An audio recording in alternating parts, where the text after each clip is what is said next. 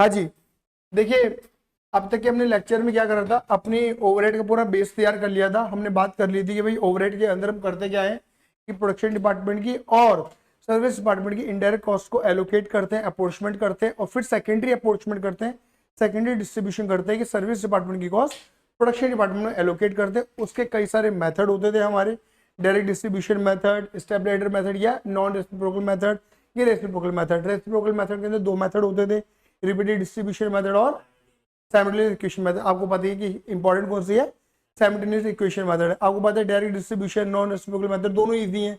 आपको पता है दिमाग कहाँ लगाना है, साइमल्टेनियस इक्वेशन मेथड में दिमाग लगाना है, बाकी यही। और मैंने बोला था कि मोस्ट इंपॉर्टेंट भी यही होता है, दिमाग जहाँ लगाना होता है वही इंपॉर्टेंट हो जाता है। बात क्लियर होगी नहीं हुई? हालांकि आप कोई से भी सकते, कोई बहुत बड़ी बात नहीं है। बात क्लियर होगी नहीं हुई? इतना करने के बाद हमारी प्रोडक्शन डिपार्टमेंट की इंडिविजुअल अलग से कॉस्ट पता लग जाती है। फिर हम किसी न किसी बेस पर, may be direct wages, may be direct material, may be production unit, may be prime cost के बेस पर हम, या मशीन आर के बेस पर हम क्या करते हैं, एब्जॉर्प्शन रेट फाइंड करते हैं। क्लियर ही नहीं है? और मैंने ये सारी बात बोली थी कि जो आप पूरा प्रोफार्मा बनाते हो, पूरा चार्ट आप जो डेवलप करते हो, ये पूरा का पूरा चार्ट प्लान्ड होता है, यानी कि बजटेड प्लान्ड होता है हमारा, है ना, बजटेड होता है, पूरा का पूरा प्लान्ड होता है। मतलब एक तरीके से हम ये अनुमान लगाते हैं कि एक यूनिट को बनाने में कुल मिलाकर हमारा जो मेन मकसद है कि एक यूनिट को बनाने में ओवरहेड कितने आ रहे हैं या आएंगे, हम अंदाजा लगा लेते हैं उसका। एक्चुअल में क्या होता है वो बात अलग होती है। फिर एक्चुअल को और एब्जॉर्ब को हम क्या करते हैं, आपस में कंपेयर करते हैं, और कंपेयर करके हमें पता लगता है कि क्वेश्चन में हमने ओवरहेड ओवर एब्जॉर्ब करें या अंडर एब्जॉर्ब करें। मेरी बात समझ में आ गई नहीं आ गई? ये बात हमने कर ली थी, क्लियर ही नहीं है? तो अब तक की बात का ये पूरी सारांश बात मैंने आपको बताई है। फटाफट से हम क्या करते हैं मेरे बेटे जी, क्वेश्चन की शुरुआत करते हैं। आप सभी की स्क्रीन में नजर आ रहा होगा क्वेश्चन नंबर 1, आपकी बुक में भी है, पेज नंबर 240 पर अगर आप देखेंगे, ठीक है, पेज नंबर 240 पर क्वेश्चन दे रखा है, क्वेश्चन नंबर 1। देखिए क्वेश्चन 1, क्वेश्चन 2, क्वेश्चन 3 ये एक जैसे हैं। आज की क्लास के अंदर हम क्वेश्चन 1 और 2 करने वाले हैं। क्वेश्चन नंबर 3 आपके लिए होमवर्क रहने वाला है। बात क्लियर होगी नहीं होगी? तो उसे आप खुद ही ट्राई करिएगा और बहुत बेस्ट प्रेजेंटेशन में ट्राई करिएगा। क्लियर ही नहीं है? ठीक है, चलिए शुरुआत करते हैं, आ जाओ।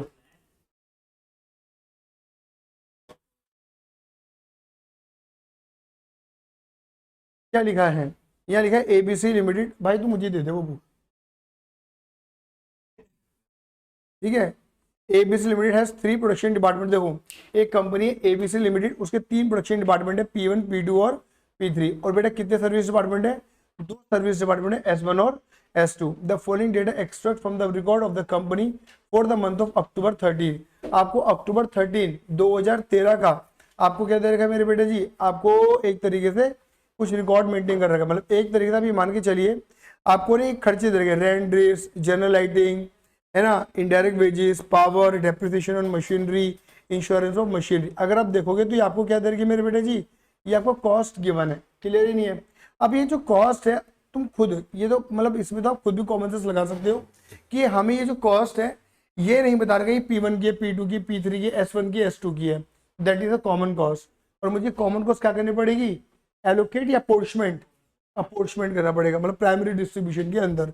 बात क्लियर हो गई नहीं हो गई? और किसी न किसी बेस पर, बोलो हाँ ये ना। तो अगर तुम ध्यान से देखो तो तुम्हें क्या दे रखा है, अदर इन्फॉर्मेशन क्या दे रखी है कि तुम्हें बेसिस दे रखे हैं, डायरेक्ट वेजेस दे दिया, horse power of machine, cost of machine, floor space, number of light point, production or work, कितने घंटे हमने काम किया है। बात क्या होगी? हाँ ये ना।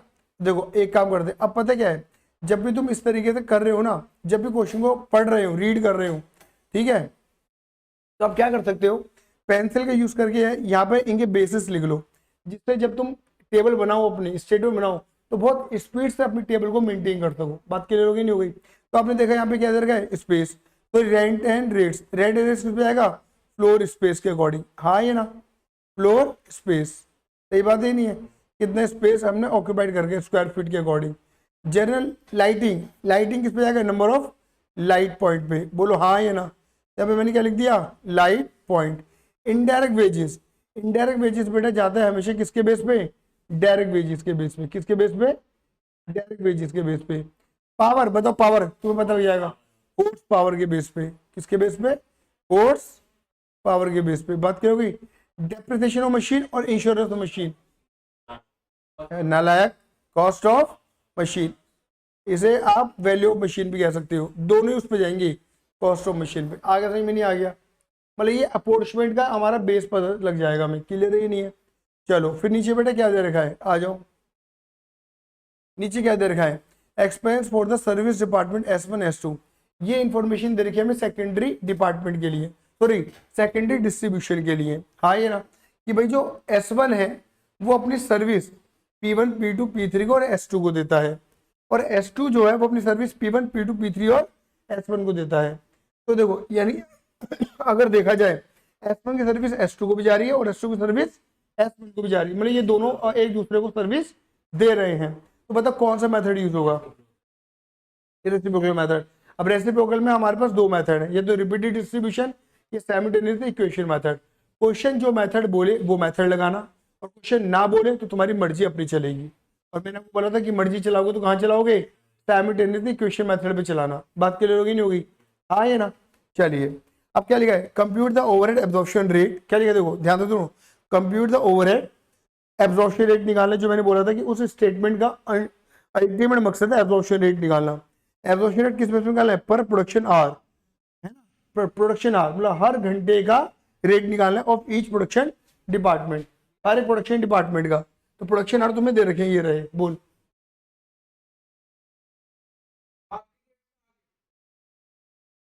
इतनी तो भाई बात ही नहीं।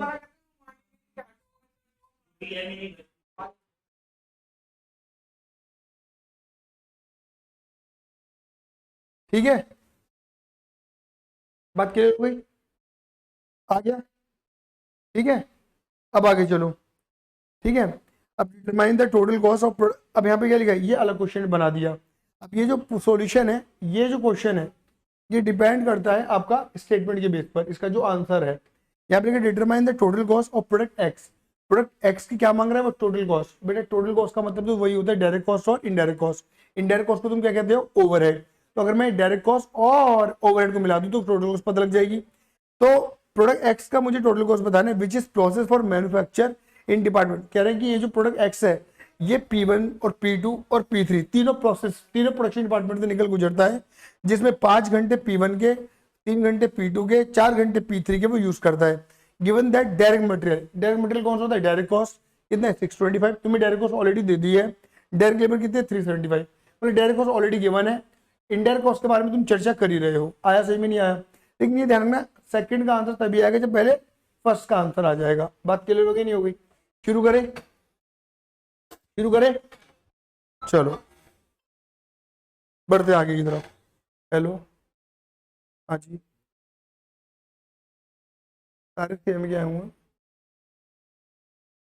सारे सेम वाले बच्चे आए हुए हैं, सारे भाई जितने होने चाहिए।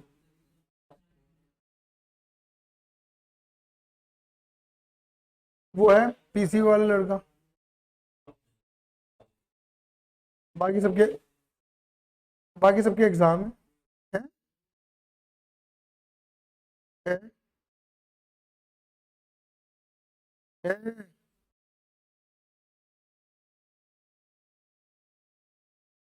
हम्म, हम्म, ये मैसेज में डाल सकता है, मैसेज में डाल दे।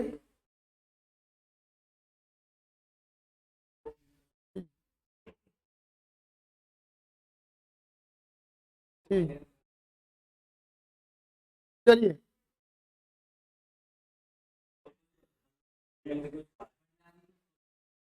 चलिए क्वेश्चन नंबर 1। तो बेटा हम पहले क्या करेंगे, मैंने बनाया था कि कुल मिला के हमारे यहाँ पर आप इसको एक स्टेटमेंट के अंदर भी काम कर सकते हो और 3 स्टेटमेंट के अंदर भी काम कर सकते हो। तो मैं काम करता हूँ, 3 स्टेटमेंट बनाते हैं। पहले बनाते हैं स्टेटमेंट शोइंग,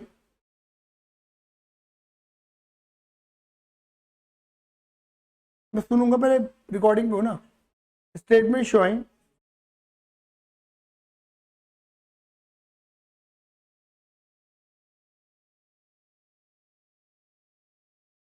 प्राइमरी डिस्ट्रीब्यूशन,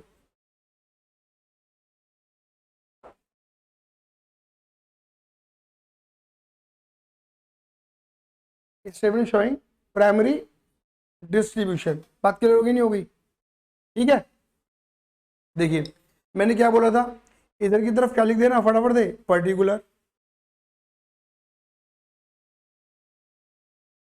फिर आप क्या लिख सकते हो, बेसिस। इसके बाद क्या बना सकते हो, रेशियो। इसके बाद क्या लिखोगे, प्रोडक्शन डिपार्टमेंट। इसके बाद क्या लिखोगे, सर्विस डिपार्टमेंट। मेरी बात क्लियर होगी बेटा। तो प्रोडक्शन डिपार्टमेंट कितने हैं, 3, P1, P2, P3।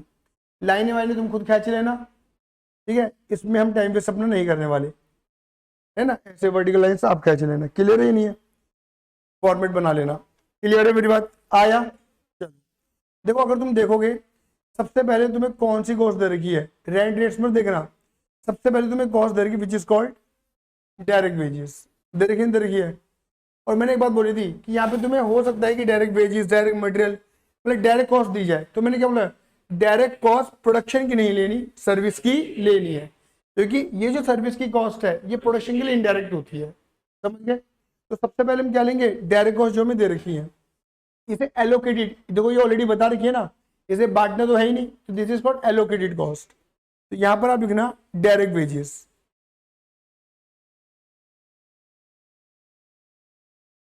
और यहां पे आप बेसिस में लिख देना एलोकेटेड, रेशियो में मार देना डैश, और P1, P2, P3 पे भी डैश डैश। मतलब कितना आ जाएगा, 18,750 और 6,250। 18 बोलो दोबारा से, 18,750 और 6,250। बहुत बढ़िया, ये बात क्लियर हो गई, ये बात क्लियर हो गई, आ गया। चलिए फिर आते हैं हमारा, आप हेडिंग डाल सकते हो यहाँ पर अपोर्चमेंट। मेरी हेल्प करना है रेशियो निकलवाने में, ठीक है।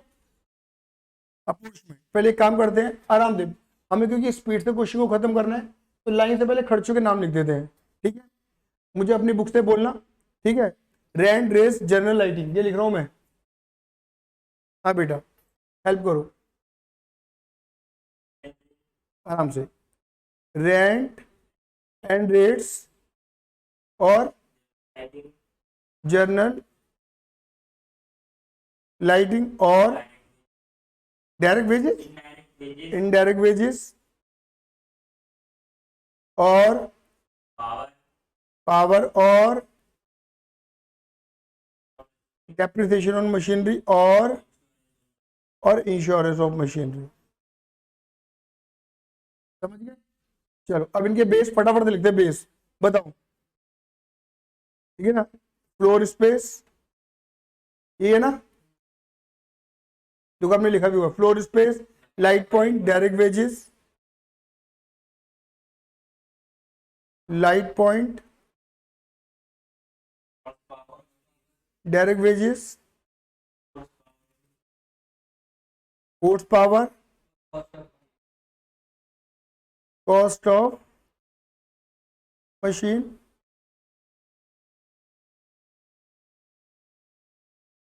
कॉस्ट ऑफ मशीन, ठीक है। चलो अब इसके रेशियो निकलवाना, बताओ फ्लोर स्पेस का रेशियो क्या बैठेगा बेटा, फ्लोर स्पेस का रेशियो 2,000, 2,500, 3,000, 2,500, चाहे 500 से कट रहा है ये, काट दिया। देखो ये सारा 500 से डिवाइड हो रहा है, चलो बोलो, 4, 5, 6, 4, 6, 4, 1, सही कह रहे हैं, सही कह रहे हैं। Light point, light point, light point, light point क्या बनाओ, 10, 15, 20, 10, 5 से कट रहा है ये, 2,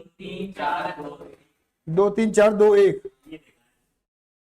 2, 3, 4, 2, 1, ये 5 से डिवाइड हो रहा है ना, बना दिया रेशियो। आगे चलो, फिर किसका आएगा, डायरेक्ट वेजेस का रेशियो।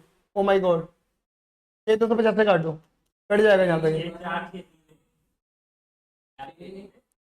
ये 6,250 से कटेंगे सारी फिगर, बोलो हाँ, ये आराम आराम से, 6, 4, 6, 3, 1, ठीक है। फिर आएगा तुम्हारा हॉर्स पावर का, हॉर्स पावर 6, 3, 5, 1, सही बात है, जीरो हटा दो, 6, 3, 5 1। ठीक है, चलो उसके बाद क्या आएगा मशीन का, मशीन का आएगा 3 4 5, 25 से काटना पड़ेगा भैया ये तो।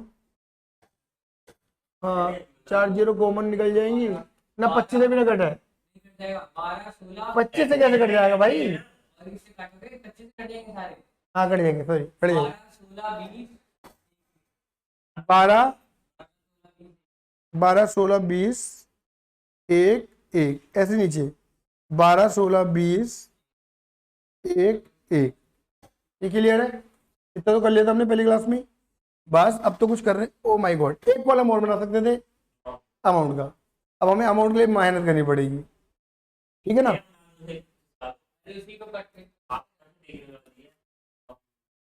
लो एक कॉलम और बना लो।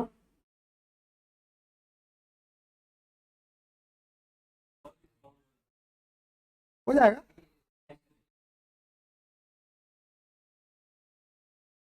अमाउंट, चलो रेंट रेट्स की अमाउंट बोलना बेटा, 62,500। जनरल लाइटिंग की 7.5 ये दे रखी है हमें। इनडायरेक्ट वेजेस की 18,750। पावर की 25 की, और 50 डेप्रिसिएशन, 20 का इंश्योरेंस। सही बात है, मैं किताब में देख के बोल रहा हूँ। बात क्या हो गई? ये बेटा ये रहे, ये लाइन उतार दिया मैंने। ठीक है, अब बास पेलम पाली मचा दो, बात ही खत्म हो गई। लो भैया, ठीक है, चलो बटवाओ भी बटवाओ। अरे कर लोगे तुम, चलो चलो। एमुन्ना एमुन्ना कराना। हाँ ऐसी आती नॉर्मल, सीबीएसई की तरह आती।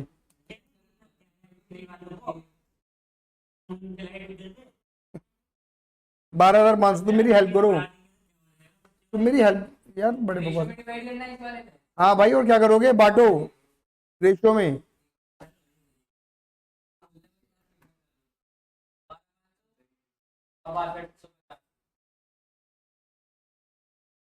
चलो नेक्स्ट।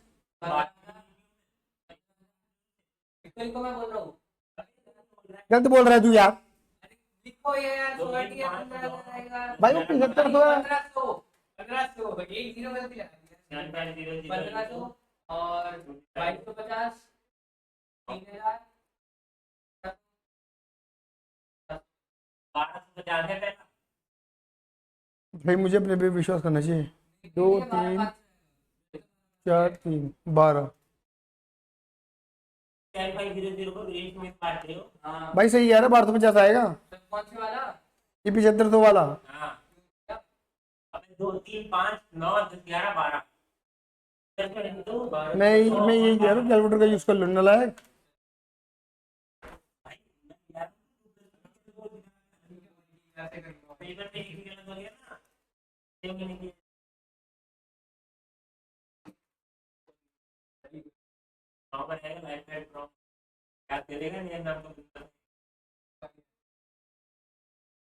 चलो भाई 18,750 बांटो।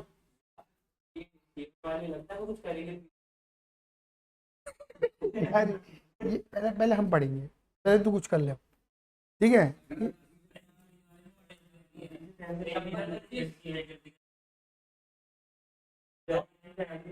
56 25 37 50, 56 25 28 28 12.5। 937.5। 937.5। आगे चलो, 6 3 9 10 15। 10,000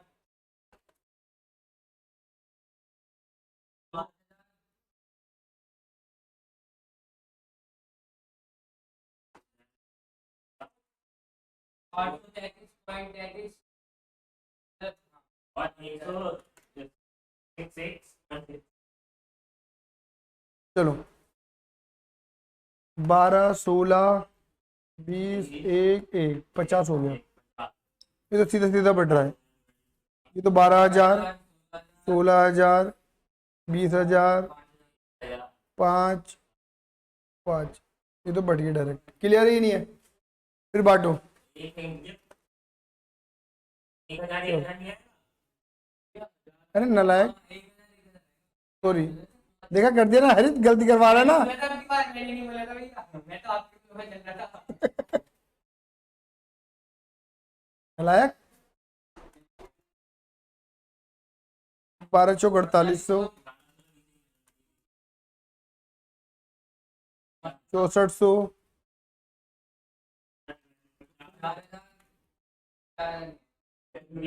8,000 और 4 तो 400।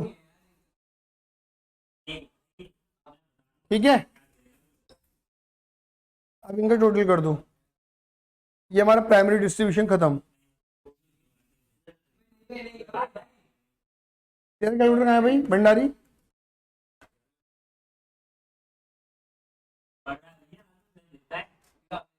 भैया कल हैं क्या हो गया?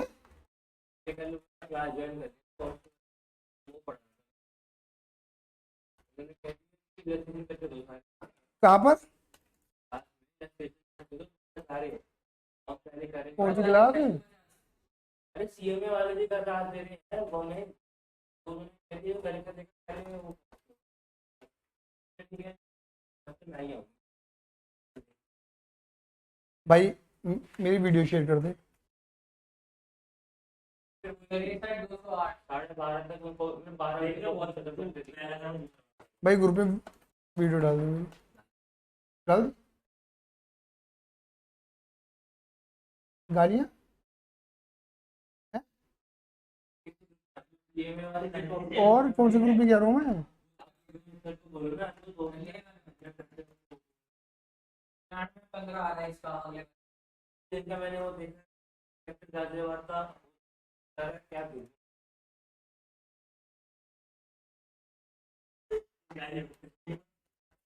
यार मैं 12.5 नहीं बता दिया 92 और 2.5 मेरी बात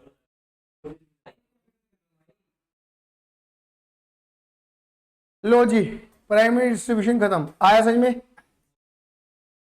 आ गया? डन ना डन? ठीक है, अब क्या बनाएंगे?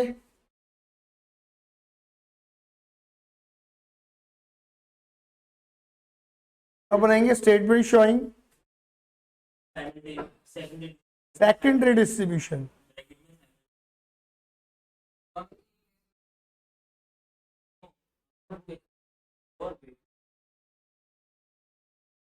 चलो आओ, आओ जी आओ।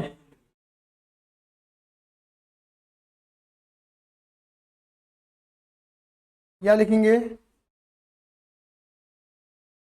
Service department. या लिखेंगे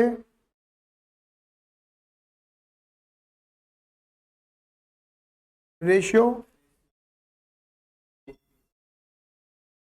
या लिखेंगे P1 P2 P3 S1 और S2। डिपार्टमेंट जाना है ना, पर्टिकुलर आना चाहिए। कोई बात नहीं, पर्टिकुलर लिख दो। ओवरहेड आफ्टर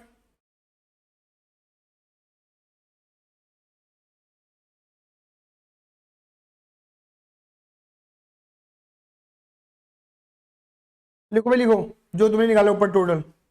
46715 46175 46650 63208 1929 क्या कर दे 19629.5 9212.5।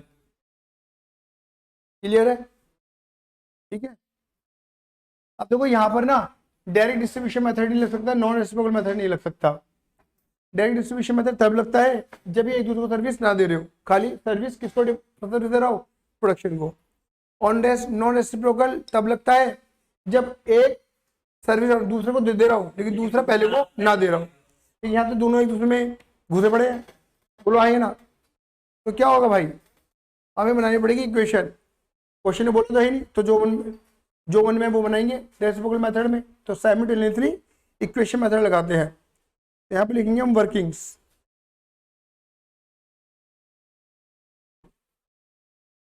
और यहाँ लिखते हैं हम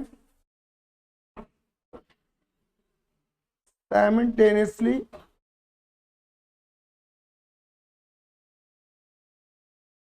इक्वेशन। बताओ, हमें पता है S1 को S2 की सर्विस मिल रही है 10%, और S2 को S1 की सर्विस मिल रही है 10%। बोलो हाँ ये ना, S1 को S2 की सर्विस मिल रही है और S2 को S1 की मिल रही है। क्लियर है नहीं है? तो यानी कि अगर मैं इक्वेशन बनाने बैठूं तो मेरी दो इक्वेशन बन जाएंगी। क्या मैं ऐसे कह सकता हूँ S1 के टोटल ओवरहेड कितने होंगे? ये इंपॉर्टेंट है, जो तूने देखे ये लेक्चर वो देख ले। S1 का टोटल ओवरहेड कितना हो जाएगा? एक तो ये भाई S1 के टोटल ओवरहेड तो ये आ रहे हैं ना ऊपर वाली टेबल पे, 19,629.5, 19,629.5 प्लस S1 को क्या मिलेगा 10%, यानी कि 0.1 किसका? S2 का। ये हो गया उसका ओवरहेड।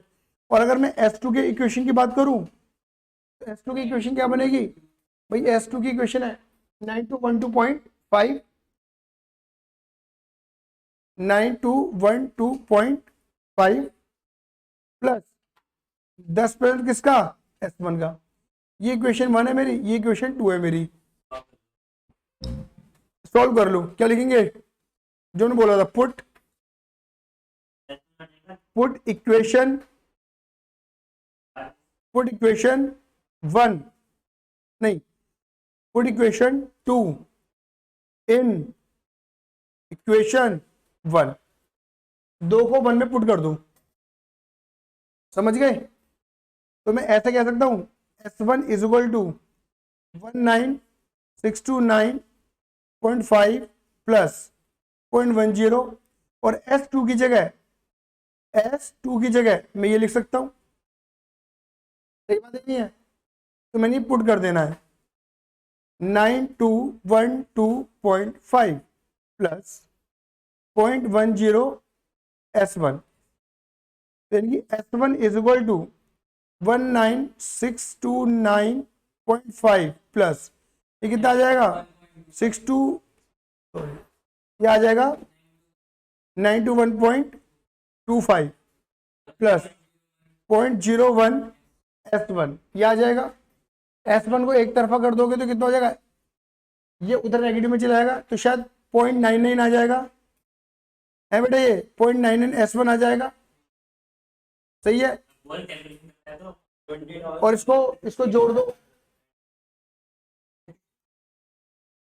19,629.5 921.25, ये हमारा आ गया 20,550.75।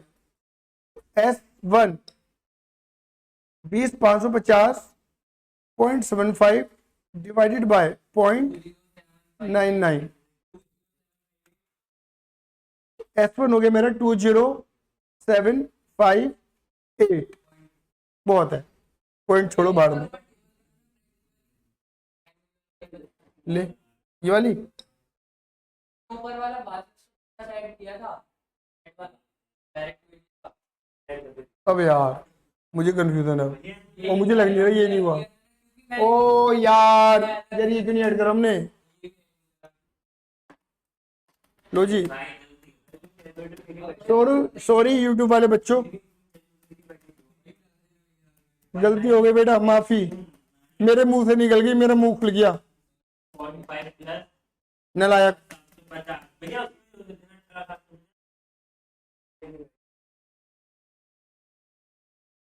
ये हो गया तुम्हारा 38,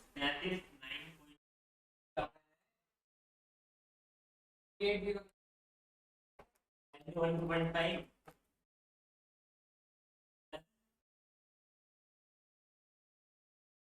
बोलो 15,462.5 अरे इसके ऊपर कुछ नहीं है भाई। क्या लगा हुआ है ये फ्लोर एरिया तो 31-25 लिखा हुआ है यहाँ संख्या और ना भी ये यहाँ पे जो 62 से 50 लिखा है ग्रीन में एसक्यू में वहाँ पे 500 इंटू भाई ऐसा है देखो, फिर तुमने रेशियो बनाने में गड़बड़ कर रही है। फ्लोर स्पेस का तुमने रेशियो गलत बनवा दिया। आएगा तो बनी 5 चौक 20 5 25 5 चौक 20 5 25 5 6 30 5 चौक 20 और 1 6 4 5 6 4 1 4 5 6 रेशियो तो ठीक है इनका। गलत सही कैसे हो जाएगा? ये तुमने भी गलत क्यों करवाया यार? बताओ यूट्यूब वाले बच्चे क्या सोचेंगे, मास्टर को करना ना आ रहा, अपने बच्चे तो पूछ रहे हैं, मैं तुम तो पूछने बंद कर दूंगा। थोड़ा समय बचेगा मेरा।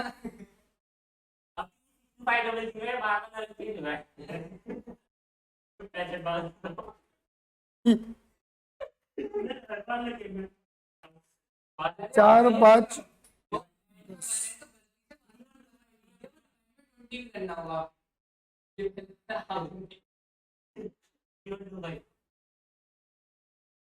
अब एलिमेंट टोटल लिख दो आप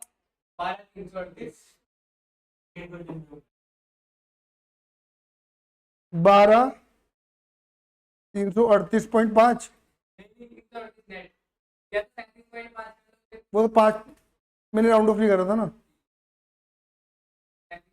बुक के अंदर राउंड ऑफ है। 38379.5 12338.5। तुमने तो बहुत गंदी बसड़ मचवा दी।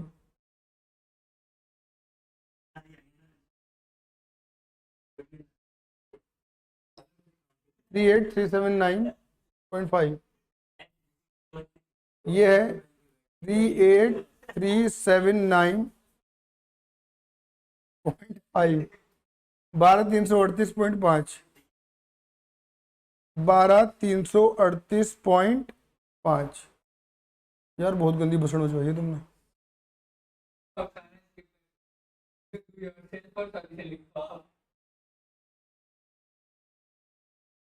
माफी भैया माफी,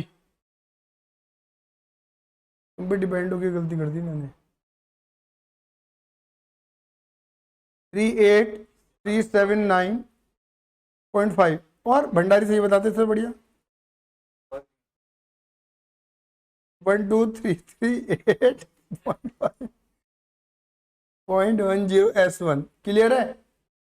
करो 3879.5 प्लस 12300.85 प्लस 0.0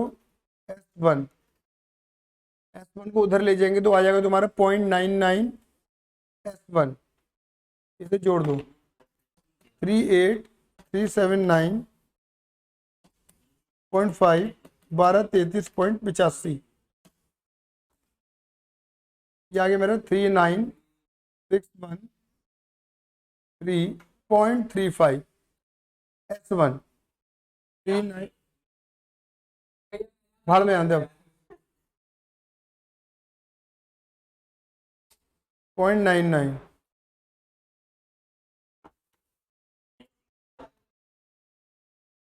तो ये आ गया मेरा 40,013।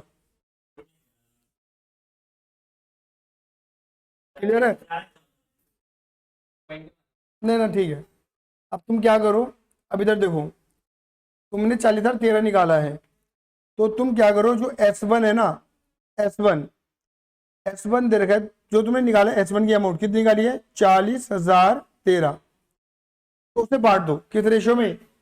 S1 का रेशियो 2341 2341 2341 बांटो 2341 10 से 40,013 डिवाइडेड बाई 10 मल्टीप्लाई 2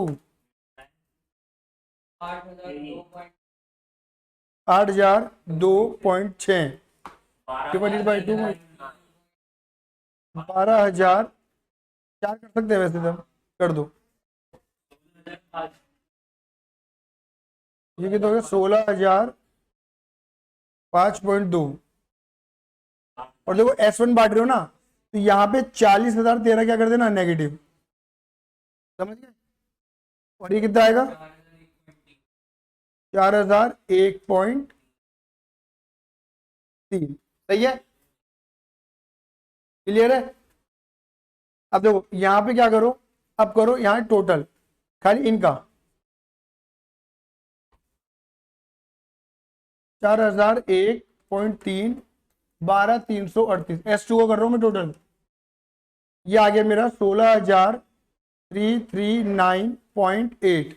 और ये मेरा नेगेटिव आ जाएगा 40,013 माइनस 38,379.5, 1600.5। बात क्लियर हो गई? अब यहाँ पे क्या कर दो, S2 कर दो।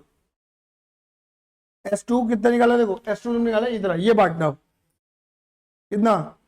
16,339.8। क्लियर है? और रेशियो क्या लोगे? ये रहा 4 2 3 1, 4 2 3 1, बांटो 4 और 2 6, 6,000 भाई दोबारा 16,339.8 डिवाइडेड बाय 10 मल्टीप्लाई 4। हाँ ठीक है, 6,000 कितना बोलो बेटा? 6,500 पॉइंट, हाँ 36 कर देते चलो, डिवाइडेड बाय 4 मल्टीप्लाई 2। हाँ कितना बोला तूने? 3,268 कर लो, डिवाइडेड बाय 2 मल्टीप्लाई 3, 40, इसे 1 कर लो, भाई कितना है? 1633.98। हाँ ये ना, अब इसे राउंड ऑफ करोगे तो भी 4 बन रहा है, इसे राउंड ऑफ करोगे तो भी सही तो लगाया मैंने भाई। यहाँ ये ब्रैकेट होएगा, अच्छा हाँ ये ब्रैकेट आएगा, सॉरी 339.8। बात क्लियर हो गई? हाँ ये ना, तो देखो ये ऑटोमेटिक क्या हो जाएगा? 0, और ये ऑटोमेटिक क्या हो जाएगा? 0। अब यहाँ पे हमें टोटल ओवरहेड पता लग जाएंगे।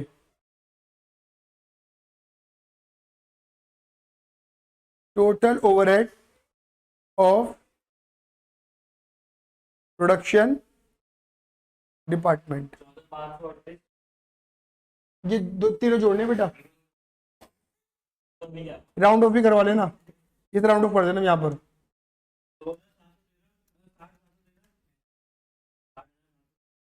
714 कर दिया मैंने ये, ठीक है। 48,650, 12,004 और 3268, 63922, 84,114। सही है, आ गया? बोले बड़ा बड़ा आइए ना। अब यहां बनेगी थर्ड स्टेटमेंट,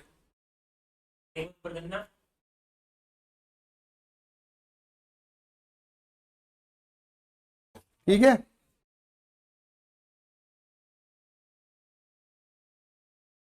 ठीक है, 2 रुपए का फर्क आ रहा है ना, राउंड ऑफ में गड़बड़ है, राउंड ऑफ है। मैंने ये वाला राउंड ऑफ नहीं करा था, यहाँ पर 0.1.92 था, या 2 कर देता तो उतना ही बैठ जाता लगभग, या 15 आ जाता। ये काम करो ना लो,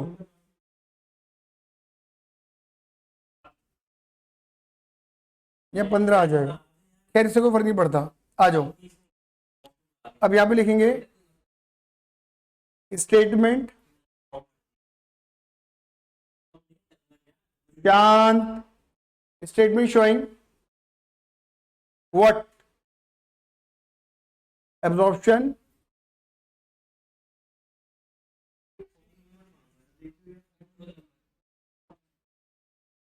P1, P2, P3,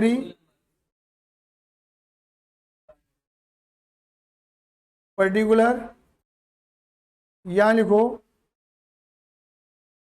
ओवरहेड। बताओ ओवरहेड कितने निकाले थे तुमने? ये वाले देखना, 60714 63922 और ये निकला तुम्हारा 84115। अब देखो इन्होंने क्या बोला है कि क्वेश्चन इसमें क्या प्रोडक्शन आर के बेस पे, और क्वेश्चन में देखो तुम्हें प्रोडक्शन आर दे रखे हैं, दे रखे हैं, यहां पे लिख देना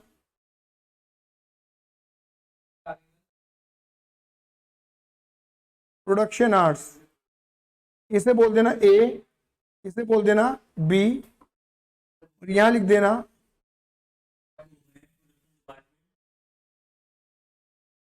absorption rate a divided by b. ये तुम्हें दे रखा है प्रोडक्शन आर 6225 4050, 6225 4050 और 4100। अब इसे डिवाइड कर दो बेटा फटाफट से, 60714 6225, यह आ गया 9.75, 63922 डिवाइडेड बाय 4050, यह आ गया 15.78, 84115 डिवाइडेड बाय 4100, यह आ गया 20.52। टोटल P1 पे 62 तो 25 घंटे काम किया। 2 मिनट, अब बोल। 25 घंटे काम किया। P1 मतलब प्रोडक्शन डिपार्टमेंट में इतने घंटे काम हुआ और इतने घंटे की इतनी है, तो 1 घंटे की कॉस्ट कितनी हो गई? इतनी मतलब इनडायरेक्ट कॉस्ट है। हाँ, इतनी इनडायरेक्ट कॉस्ट है, ओनली इनडायरेक्ट कॉस्ट है ये। टोटल कितनी तो इतने घंटों में इतनी इनडायरेक्ट कॉस्ट जनरेट हो रही है, तो 1 घंटे में कितनी जनरेट हो रही है, समझ गए? तो ये हमारा कुल मिला के क्या हुआ, पहला वाला खत्म हुआ हमारा। अब इसके बेस पर हम क्या निकाल सकते हैं? सेकंड। हाँ, सेकंड कॉस्ट में क्या लिखेंगे? वो पूछ रहा है determine the total cost of product x, product x की टोटल कॉस्ट बतानी है, तो बड़ा आसान है। यहाँ पे क्या लिखेंगे? Statement showing total cost of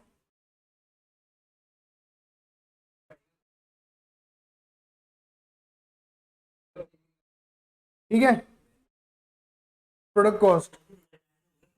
यहां पे लिखना पर्टिकुलर और यहां पे लिखना अमाउंट। देखो आपको ऑलरेडी ना क्वेश्चन में डायरेक्ट मटेरियल कॉस्ट और डायरेक्ट लेबर कॉस्ट दे रखी है, तो पहले भाई लिख दो direct cost.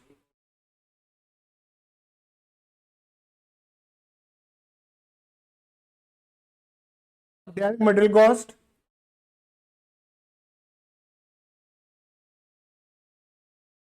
Direct labour cost. देखो मटेरियल कॉस्ट दे रखी है 625 और वो दे रखा है 375, 625 और 375, इसको जोड़ दो कितना बैठेगा? ये 1000। पता है डायरेक्ट कॉस्ट को जब जोड़ते हैं तो क्या बनती है हमारी? Prime cost. इसे ऐसे शो करने कर देना ना तो कोई दिक्कत नहीं है। इसके बाद आप ऐड कर देना ओवरहेड, ओवरहेड, ओवरहेड 3 लेवल पे निकल रहे हैं तुम्हारे, P1, P2 और P3। और अगर तुम देखो ध्यान से P1, P2, P3 में प्रोडक्ट एक्स ने कितने घंटे लिए? 5, 3 और 4, 5 घंटे, 3 घंटे और 4 घंटे, 5, 3 और 4, और इनके एक एक घंटे का रेट तुमने निकाला है 975, 1578, या 975 से मल्टीप्लाई कर दो या 1578 से मल्टीप्लाई कर दो और वहां 20 52 से डिवाइड कर दो, मल्टीप्लाई कर दो, तो तुम्हें प्रोडक्ट एक्स के ओवरहेड पता लग जाएंगे। 9.75 मल्टीप्लाई 5 48.75 78 इंटू 3 47.34 20 और 52 इंटू 4 बोलो 8208। 1000 से जो यहाँ से जोड़ना शुरू कर दो।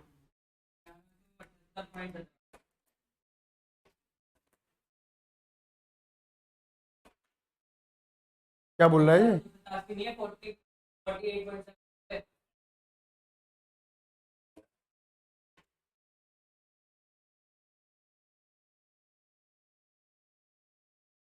ठीक है 48.75 47.34 82.08 1000, ये आ गया हमारा 1178.17।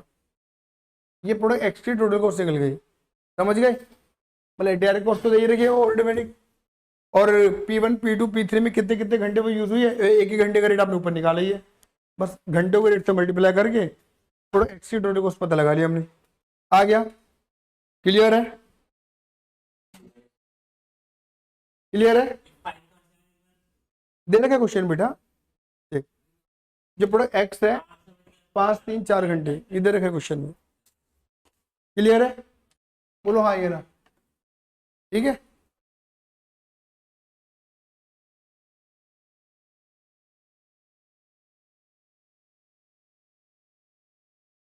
आ जाओ क्वेश्चन नंबर 2,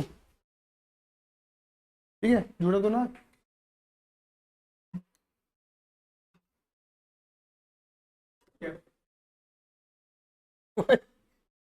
पानी भी नहीं जा रहा, ढक्कन बंद हो गया।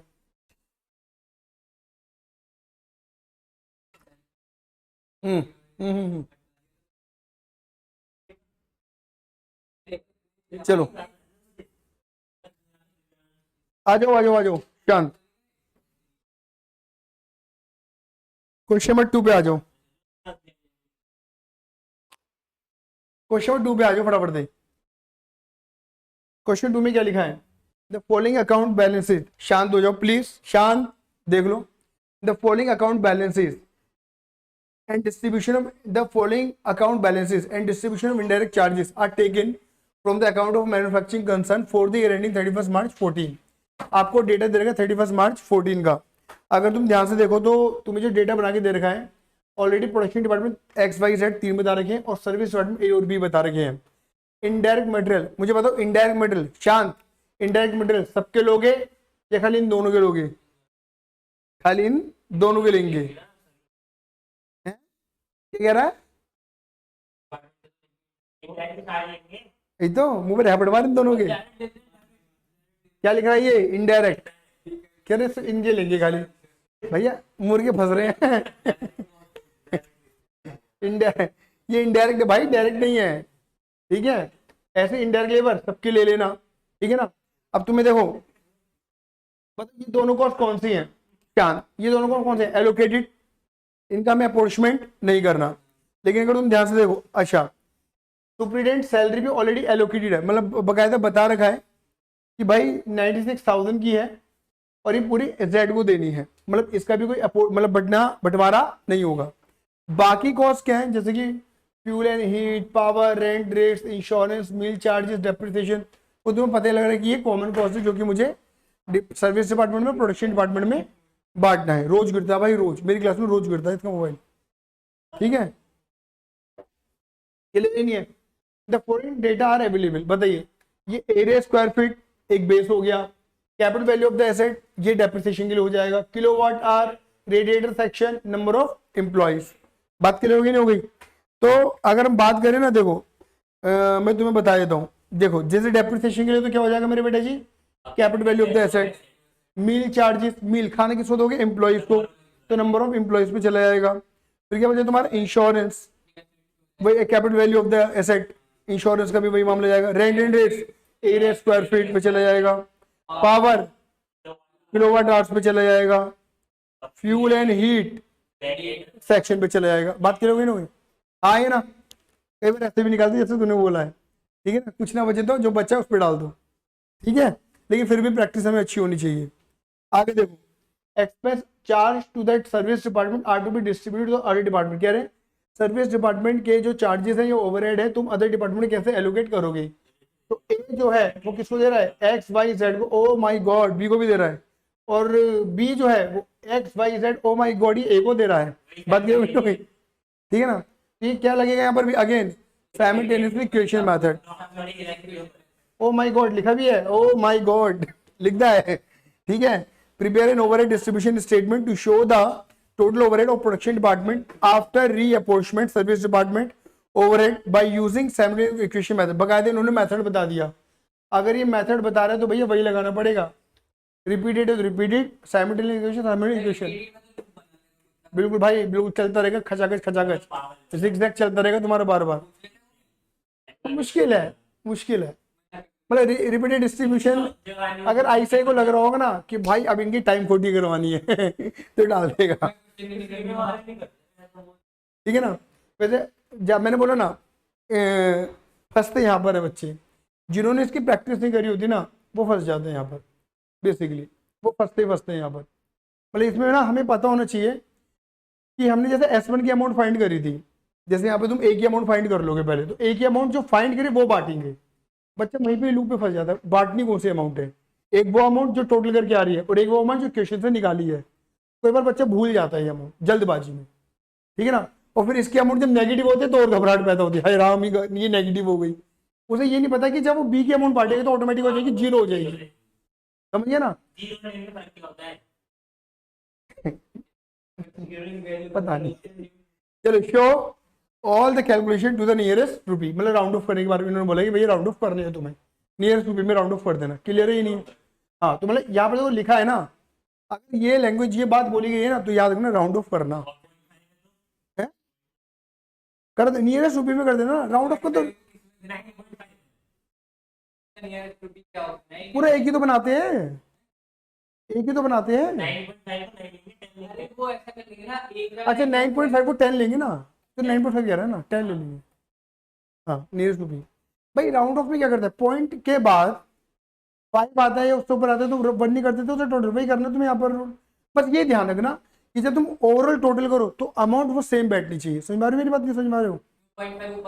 हाँ मतलब कई बार 1-2 रुपये ऊपर राउंड ऑफ के चक्कर में 1-2 रुपये ऊपर कर देते हैं, 9.5 को 10 ले लो और 10.5 को 10 ले लो, ऐसा कर सकते हैं, हाँ ठीक है। बस ये तो मुझे लग रहा है तुम कर लोगे आराम से, करना अपने आप। यहाँ पर कितनी स्टेट बनेंगी, 3 ना बनेगा, 2 ही बनेंगी बल्कि, क्योंकि यहाँ पर एर्थोशन रेट तो मांगे ही नहीं है, तो प्राइमरी डिस्ट्रीब्यूशन की एक स्टेट बनाना और सेकेंडरी की बनाना, कर लेंगे। चलिए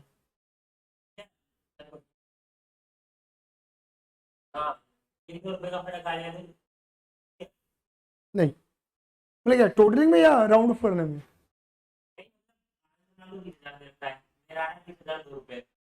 नहीं नहीं नहीं यही तो मौका होता है नंबर काटने का। नहीं नहीं नहीं ऐसा नहीं है,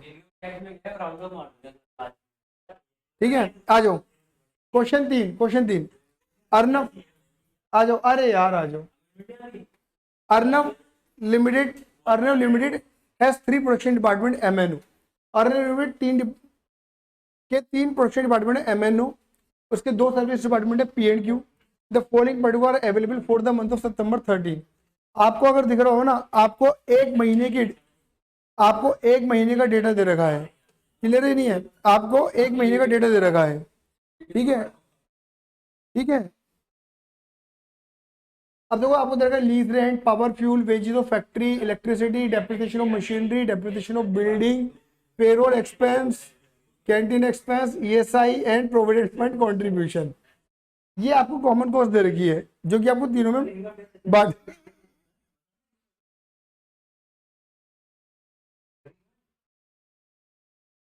पढ़ा दूं, ये आपको दे दिए कुछ बेसिस।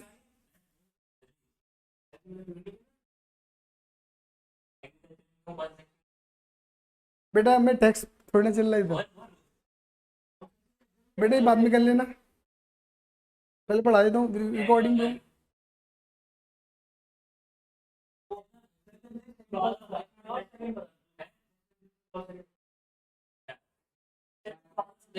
चलिए फ्लोर स्पेस यहाँ पे दे रखे, फ्लोर स्पेस आपको दे रखा है, लाइट पॉइंट दे रखा है, कॉस्ट ऑफ मशीन दे रखे, नंबर ऑफ एम्प्लॉय दे रखे, डायरेक्ट वेजेस दे रखे हैं, एचपी ऑफ मशीन दे रखे, वर्किंग आवर्स दे रखे हैं आपको, ठीक है, MNOPQ का। फिर आपको देखो अगेन देखो यहाँ पे आपको पता ही लग रहा होगा, the expense service department are to be allocated in the following manner. आगे नहीं एक दूसरे को सर्विस दे रहे हैं, आगे नहीं एक दूसरे को सर्विस दे रहे हैं, ठीक है। तो you are required to calculate the overhead absorption rate in respect of 3 production department. लेकिन निकालना किसके बेस पे है? You are required to calculate the overhead absorption rate, अच्छा पर आवर लिखा है, सॉरी मैंने पढ़ा नहीं। आपको यहाँ पे निकालना है production overhead rate per hour in respect of 3। तो यहाँ पर भी वही सेम काम करना है, बल्कि पहले जो हमने पहले क्वेश्चन करा उससे तो ये आसान ही है एक तरीके से देखा जाए तो। बस यहाँ पे क्या है, नंबर ऑफ एक्सपेंस आपको ज़्यादा दे दिए हैं, तो पहले वही सेम है, आपकी प्राइमरी डिस्ट्रीब्यूशन लिस्ट बनेगी, हाँ ये ना। कॉमन कॉस्ट दे रखे हैं, कॉमन कॉस्ट को क्या कर देंगे आप, एक तरीके से बांट देना आपको किसी न किसी बेस पर। अगर हम बात करें देखो जैसे रेंट है, लीज रेंट, रेंट ही हो गया, किस पे आएगा, फ्लोर स्पेस एरिया पे जाएगा। Power and fuel, power and fuel, power fuel तो लाइट पे जाएगा, एक बार देख लेते हैं पावर फ्यूल के बारे में, इधर को तो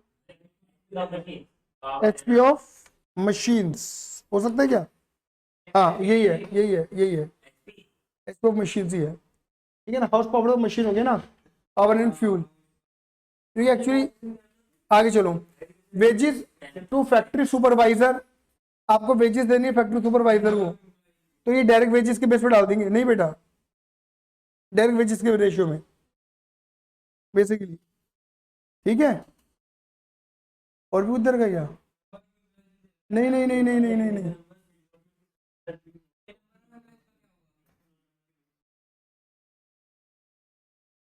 बेटा बाद में कर लेना, बाद में कर लेना, ठीक है।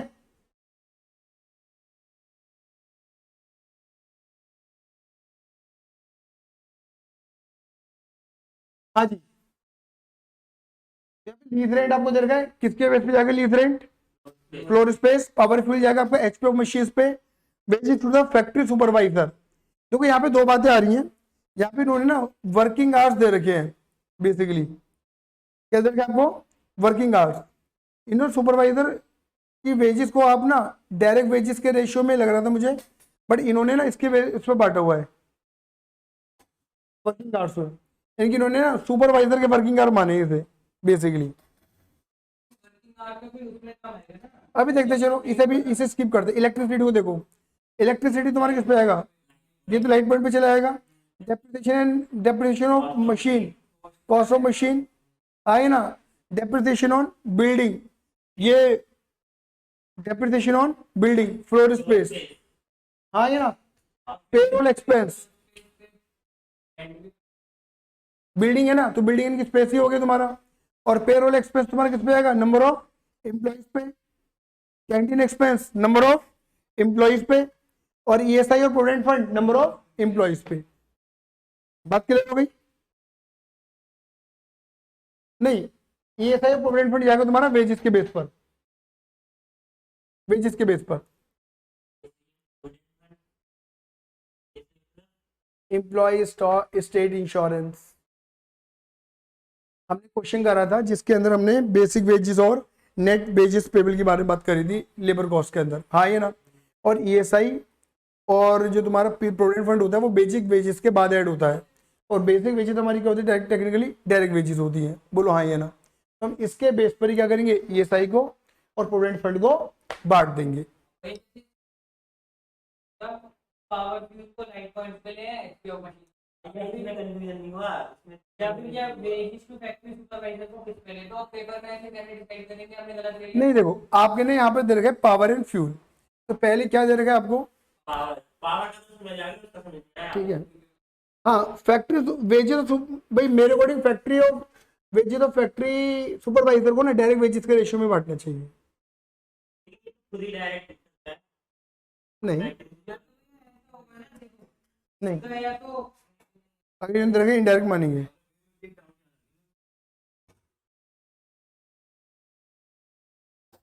ठीक है। और दूसरी बात एक बात ध्यान रखना, यहाँ पे एक बात और लिखी हुई है कि वेजेस टू फैक्ट्री सुपरवाइजर लिखा हुआ है, यहाँ पे वर्ड याद, यहाँ पे वर्ड लिखा हुआ है फैक्ट्री, तो फैक्ट्री का मतलब हो गया प्रोडक्शन डिपार्टमेंट। तो यानी कि ये वाली जो कॉस्ट है ना,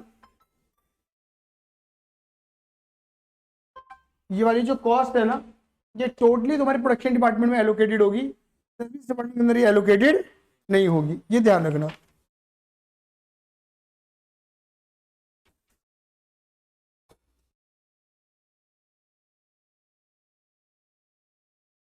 बस अब बताओ कहाँ पे तुम्हें कंफ्यूजन है, अब बताओ बस इतना। ये ऐसा क्यों? ये वाला कौन सा वाला बताना है, बता। वेजेस टू सुपरवाइजर,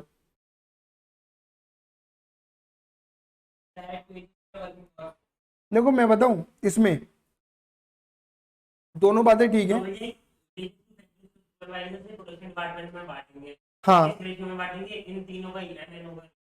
देखो, हमें यहाँ पे दो पता लग रहे हैं, दो चीजें पता लग रही हैं, या तो हम बांटे इसे डायरेक्ट वेजेस पे, या हम बांटे वर्किंग आवर्स पे। लेकिन अगर हम देखें, क्योंकि हमने ना अभी एक बात निकाली थी कि ये फैक्ट्री के खर्चा है, तो इनकी प्रोडक्शन डिपार्टमेंट के अंदर ही बटना चाहिए, और प्रोडक्शन हो कहाँ पे रहा है, खाली प्रोडक्शन डिपार्टमेंट में।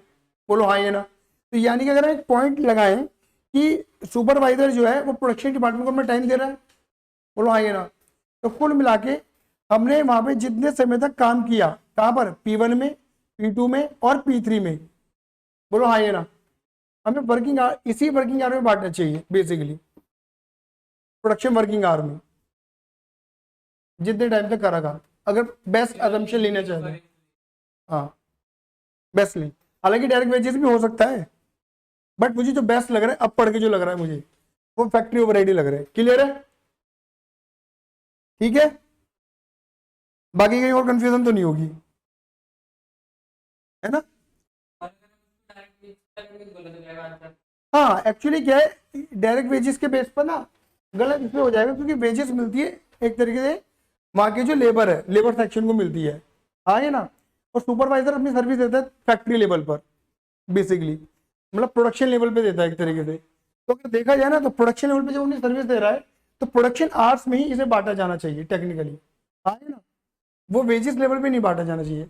हाँ अगर ये ना हो तो फिर बेस्ट असम्पशन हमारी यही बैठेगी। लेकिन एब्जॉर्प्शन रेट पर आने के हाँ फिर वहां पे एब्जॉर्प्शन रेट भी बदलेगा ना, वो एब्जॉर्प्शन रेट पर आर के बेस पर ना निकल किसी और बेस में निकल पाएगा। मैं तो एक दूसरी वेरिएंट बना रहा हूँ क्वेश्चन की, समझ गए, क्लियर।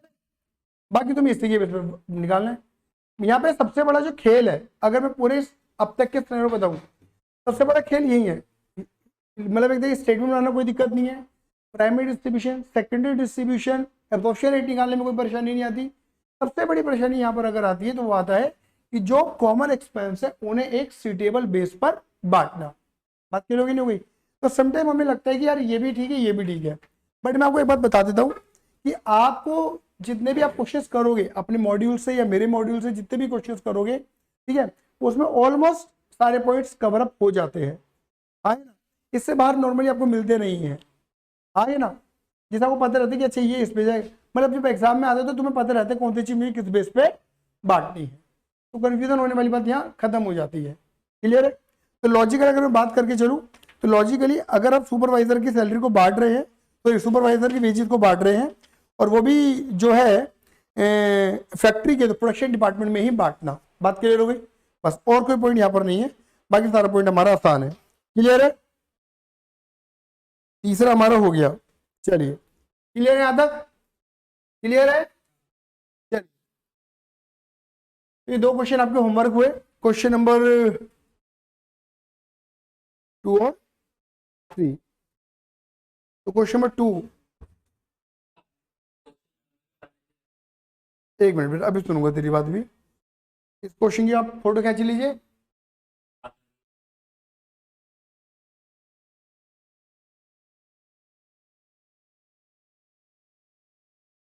फोटो खींच लीजिए।